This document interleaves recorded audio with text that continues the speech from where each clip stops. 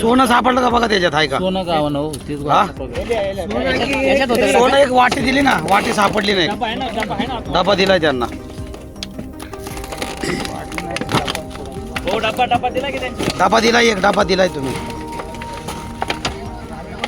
चिल्लर पैसे खाली चिल्लर ते देवाचे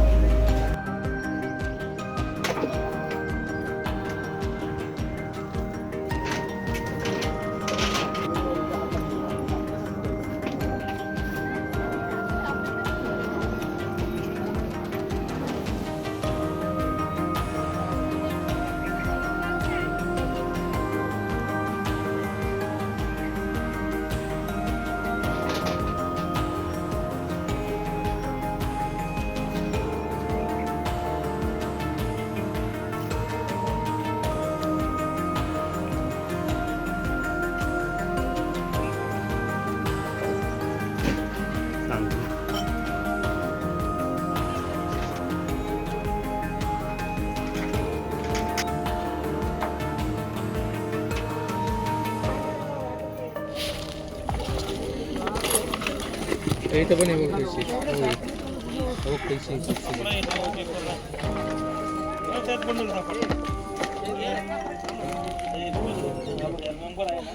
तुम्ही काय करता, तुमचं नाव सांगा. करिअप्पा साहेब नाव. ते काँग्रेसचं बरं करतोय आम्ही. ब्लॅकचं हे करतो साहेब. त्यावेळी आम्ही त्यामुळे ते कामाचे पैसे लेबर होते आमच्याकडे, थोडे इकडे जमा करून जायचं, घेऊन जायचं, तेच हे करतो साहेब. किती रोकड आणि किती दागिने होते? 4.5 तोळे होतं साहेब दागिने. रोख ते 5,70,000 पैसे. कुठून आले हे तुमच्याकडे? सर तो कॉन्टॅक्ट दिले होते मला.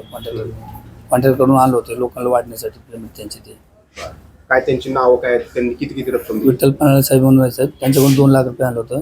आणि गजानन गागडे म्हणून त्यांच्याकडे 3 लाख रुपये आणलं होतं. हे दागिने कुठून आणले? दागिने आपले म्हणजे ते आमच्या बाजू शेजारी एक बाहेर होते, त्यांचे 1 तोळे होते, आमचे 3.5 तोळे होते. ते आम्ही साहेबांकडे ठेवलं होतं एका ठिकाणी. मग ते आता गावाला जायचं म्हणून, मग गावाला जायचं म्हणून ते आम्ही ठेवलं होतं आम्ही साहेब. 2-3 दिवस गावाला जायचं म्हणून. किती मजुरांचा पगार होता? कुठले साहेब? 25 जणांचा आहे साहेब. 25 जण. किती दिवसांचा काय? 2.5 महिने साहेब. त्यांच्या आधीमध्ये कर्ज वगैरे काय थोडेफार घेतले, ते वाटून घेतले आम्ही. बाकीचे पैसे आम्ही काय करतो साहेब, जे साहेबांकडून आपल्याला जे असतं ते साठवलेलं असतं. आणि ज्यावेळेला आम्हाला गावाला जायचं गरज पडतं त्यावेळेला मी ऑनलाईन घेतो, नाही ते काय घेतो.